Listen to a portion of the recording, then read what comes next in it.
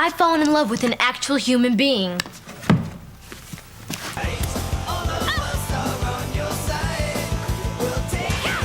For more years of seasoning, you know, put a little barbecue sauce on here. Let them mash. They were the faces of your favorite after-school shows, the ones who felt like friends, siblings, and low-key style icons. But when the sitcoms ended and the Y2K era took over, where did they all go? From DJ Tanner playing Mom and Big Sis to Candace Cameron Bure becoming the queen of Christmas movies. Else. Get a life, okay? You can split it between the two of you. From Rachel Green going from spoiled runaway to Ralph Lauren exec, and Jennifer Aniston turning that into a decades-long Hollywood reign. You know, this happens all the time to my computer at work. Well, what do you do? Well, I usually go, From Buffy saving the world, a lot, to Sarah Michelle Gellar stepping back, then stepping up as the woman behind the next generation of Slayers. Is this class you wanted? So Giles, got anything that can make... Here's how your favorite 90s icons grew up and kept going. Else. Get a life, okay? You can split it between the two of you. DJ Tanner was basically everyone's TV big sis. Candace Cameron Bure played her as the straight-A oldest kid, always handling grown-up problems while still stressing over homework. She kept the Tanner house running while her dad and uncles fumbled around, all while juggling teen drama and a boyfriend who ghosted like bad Wi-Fi. Fast forward to Fuller House, DJ's now a widowed mom of 3, back in her childhood home. And like Deja Vu, her sister Stephanie and BFF Kimmy move in to help her hold it down. New problems, same chaos. And DJ still doing the most with 0 complaints. Off-screen, Candace kept her momentum, becoming a go-to face for holiday movies. Snow, last-minute kisses, all that. She also starred in a mystery movie series before switching networks to help shape her own brand. Cozy, family-friendly, faith-centered stories. Married to a former hockey player turned winemaker and raising 3 kids, she's active on socials and still filming Christmas movies like it's December year-round. Total snow queen vibes, 365 days a year. Next, Rachel Green.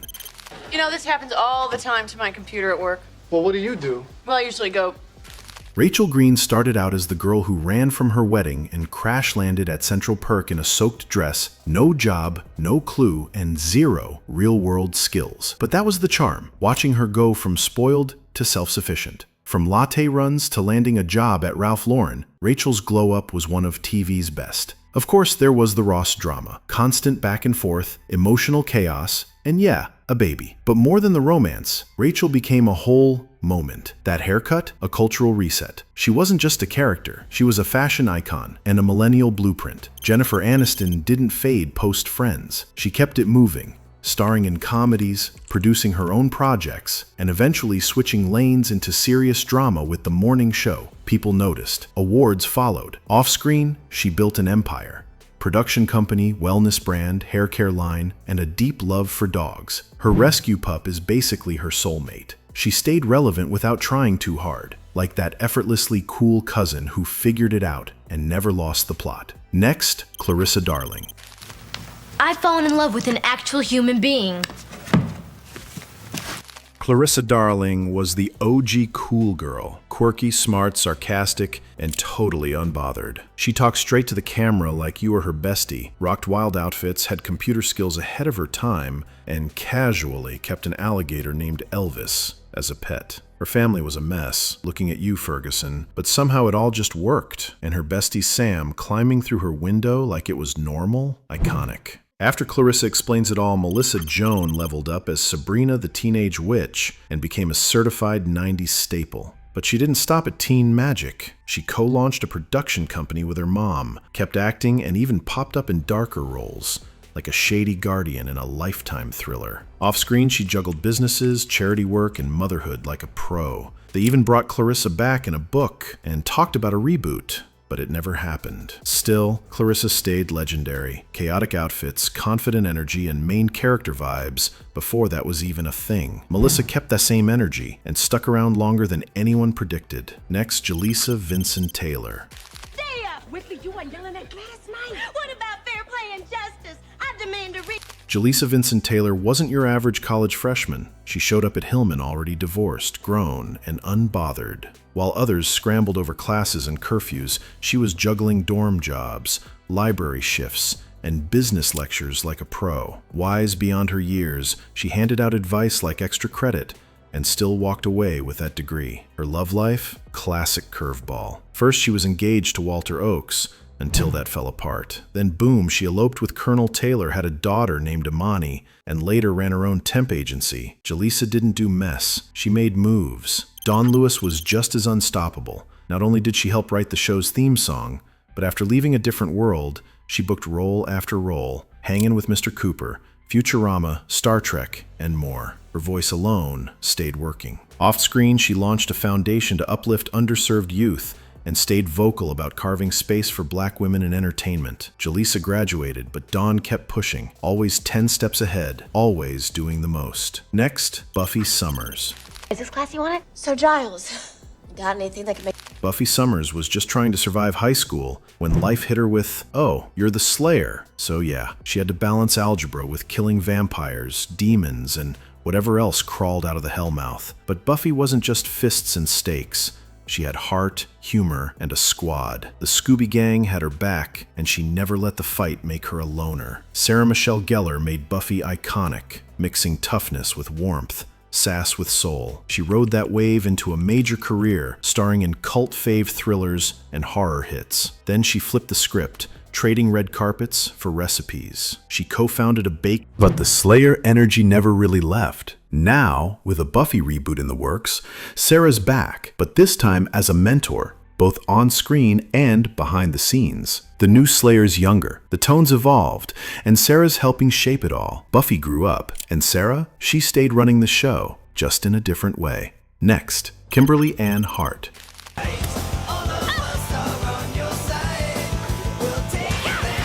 Kimberly Ann Hart was the Pink Ranger who made being a superhero look effortless. She could throw down with monsters, pull off flawless flips, and somehow her outfit still matched mid-battle. With her pterodactyl Zord and take-no-crap attitude, she was on the Power Ranger squad longer than any other girl, and quietly became the one holding it down. Eventually, she passed the torch to Kat and left to chase her Olympic dreams. No drama, just a clean exit and big goals. Amy Jo Johnson, who played her, didn't fade into 90s nostalgia. She moved on to dramas like Felicity and Flashpoint, dropped a few albums, and carved out a solid music career. Her songs even landed in soundtracks. Later, she stepped behind the camera, writing and directing indie films and TV episodes. For the 30th anniversary, she skipped the Netflix reunion, but co-wrote a comic about Kimberly's return, her own way of honoring the legacy. These days, she's still creating, just without the morphing belt, still connected, still making moves, just on her own terms. Next, Steve Urkel.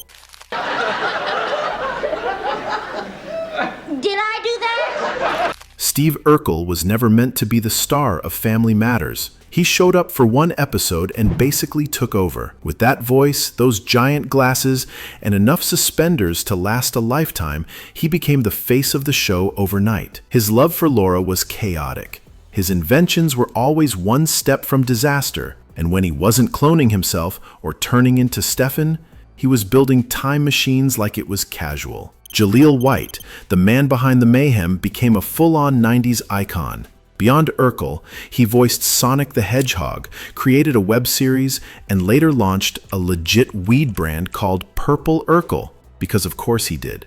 He didn't stop there. Jaleel dropped a memoir, pulled back the curtain on child stardom, and opened up about what it's like to be forever linked to one role. More recently, he's stayed active in the industry, hosting game shows and building a career that finally let him leave the suspenders behind. Urkel may have been the punchline, but Jaleel turned him into a brand and kept things moving forward. Next, Will Smith.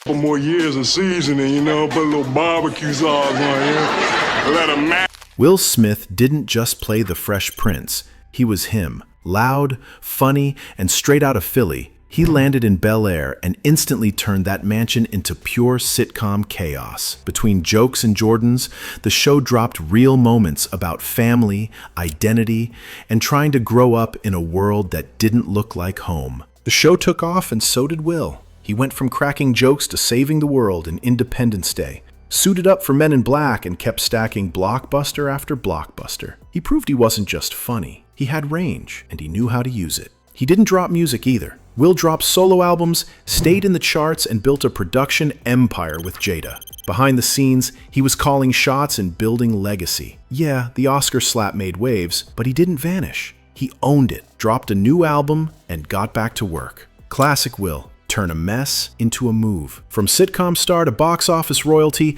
he's always found a way to stay in the game and keep everyone watching. Next, Topanga Lawrence. Topanga Lawrence started off as the quirky girl with pigtails and deep thoughts no one quite understood. But as Boy Meets World went on, she became the heart of the show. Smart, grounded, and fiercely loyal. Her relationship with Corey was the ultimate 90s love story. Messy, sweet, dramatic, and somehow still relatable. Danielle Fishel, who played her, stayed on the radar after the show ended, acting, hosting, and poking fun at pop culture on TV. Then came Girl Meets World, where Topanga returned as a mom and lawyer, still calm in chaos and cooler than most. Danielle stepped behind the camera too, directing on Disney sets and launching a podcast with her old castmates, spilling all the behind-the-scenes tea from their teen star days. She also got personal, opening up about her stage 0 breast cancer diagnosis. She used the moment to raise awareness and stayed honest and hopeful through it all, channeling that same steady Topanga energy. From oddball to icon, she grew up on screen and never lost what made her unforgettable. And we have Xena Chick. Kill us all. No one deserves that kind of power, Ares. At least upon me.